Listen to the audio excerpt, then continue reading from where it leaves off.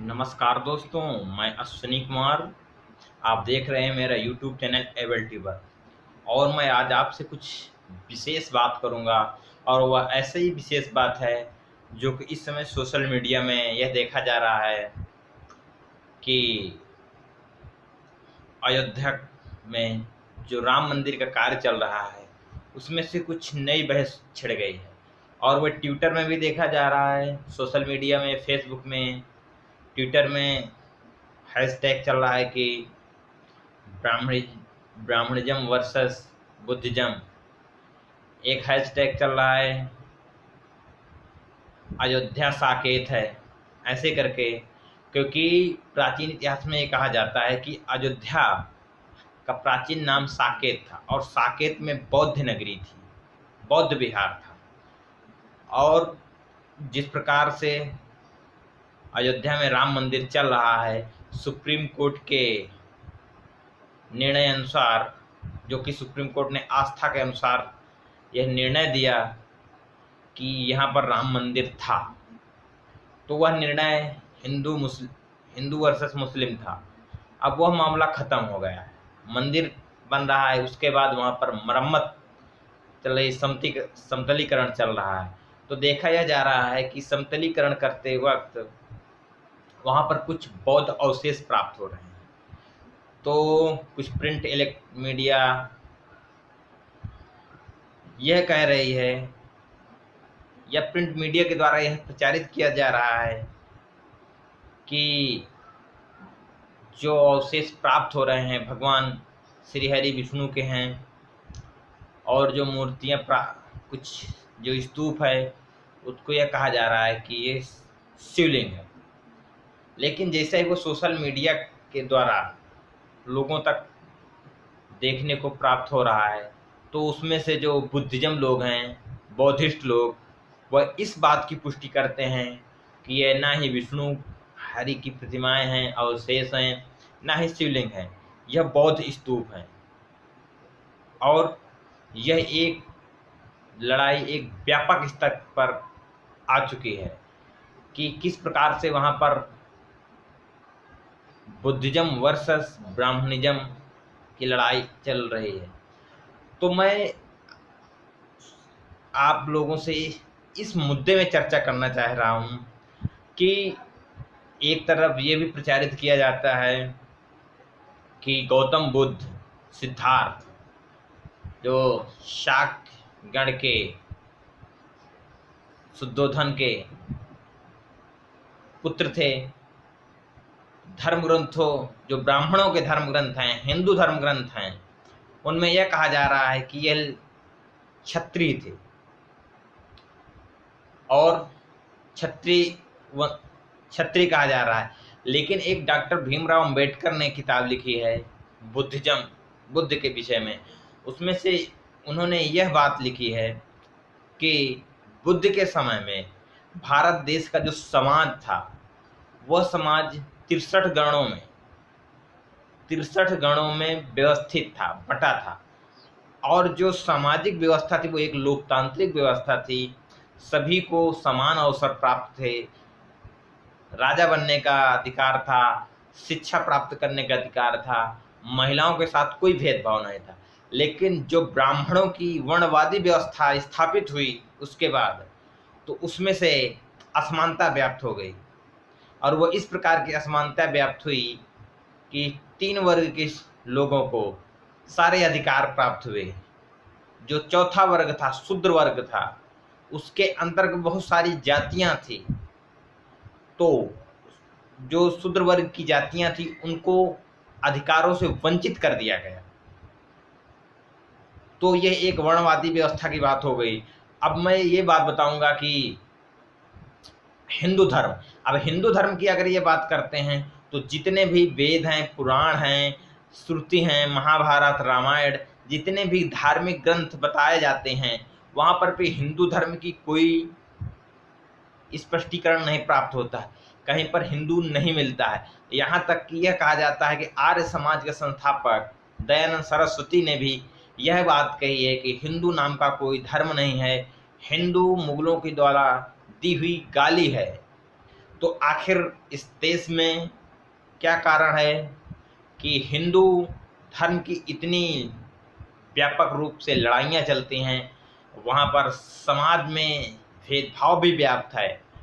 तो अयोध्या का जो मामला है, तो अयोध्या का मामला इस प्रकार से स्पष्ट होता है कि कहा जाता है कि पुष्यमित्र शुंग ने सम्राट अशोक के 7वें पीढ़ी के प्रपौत्र बृहद्रथ की पाटलिपुत्र में हत्या करके साकेत आकर के राजधानी साकेत बनाया, जो वर्तमान समय का उस वक्त बहुत बड़ा व्यापार मंडल बौद्ध विहार था, वहाँ बौद्धिस्ट लोग रहते थे।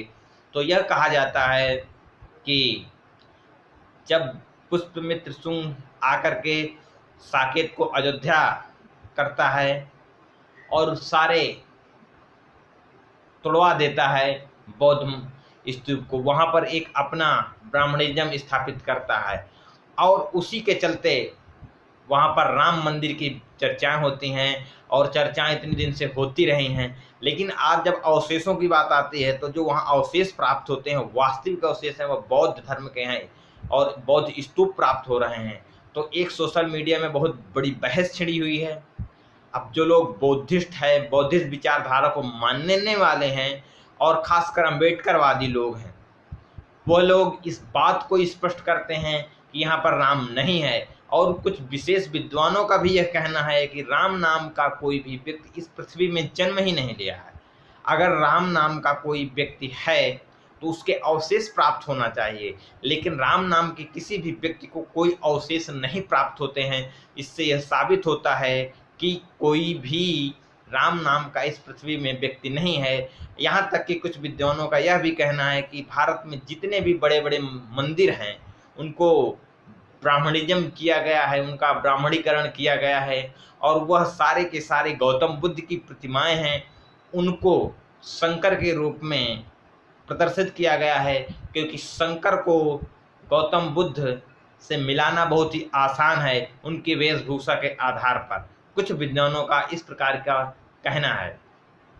अब मैं एक बात और ये बताऊंगा कि कुछ लोग जैसे बोलते हैं कि गौतम बुद्ध क्षत्रिय हैं, राम के वंशज हैं, तो जो जानकारी से यह कुछ तथ्य प्राप्त होते हैं कि जो गौतम हैं, सिद्धार्थ, उनका जन्म शाक्य वंश, जो बौद्धिस्ट विचारधारा के अनुसार वो शाक्य गण था।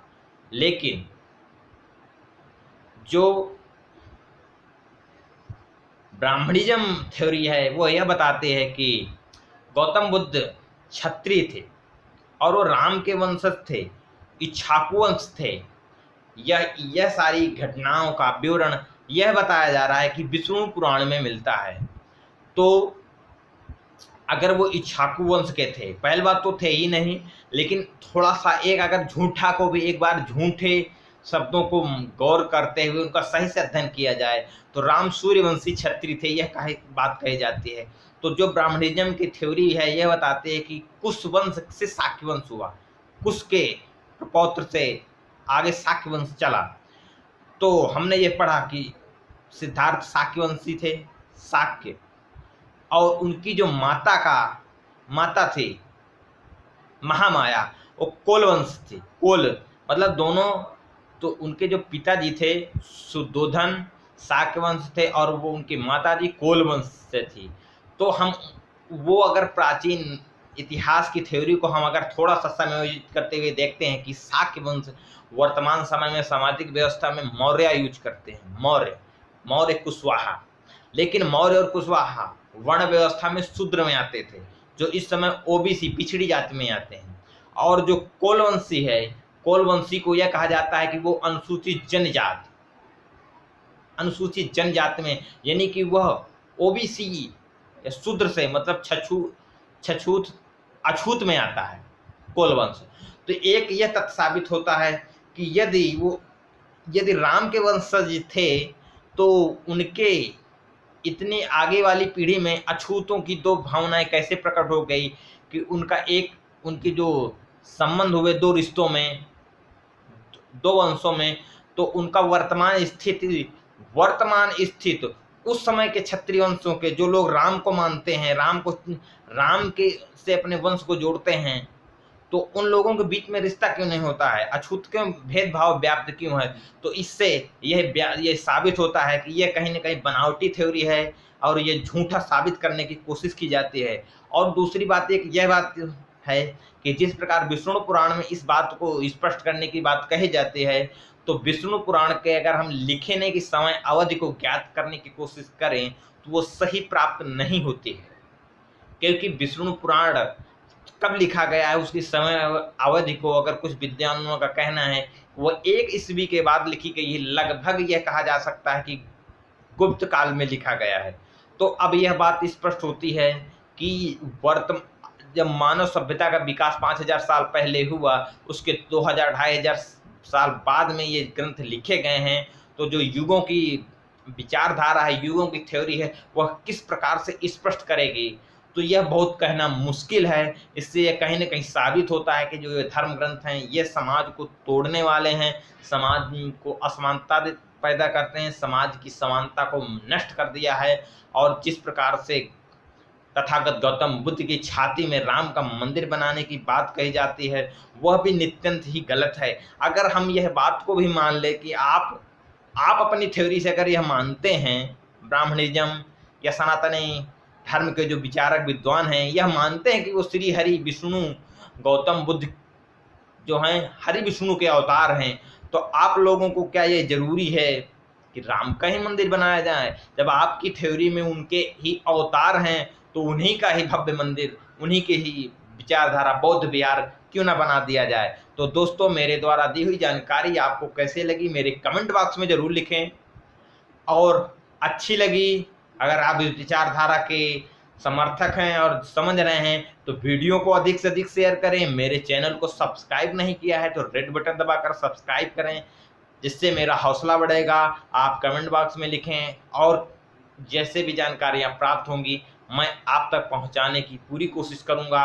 और मैं अपने इस वीडियो के में एक और ही लिंक मेंशन करूंगा जो किस प्रकार धर्मों के आधार को झूठा साबित करता है इतिहास, उसको आप देख सकते हैं, इस कमेंट बॉक्स में आपको मिल जाएगा।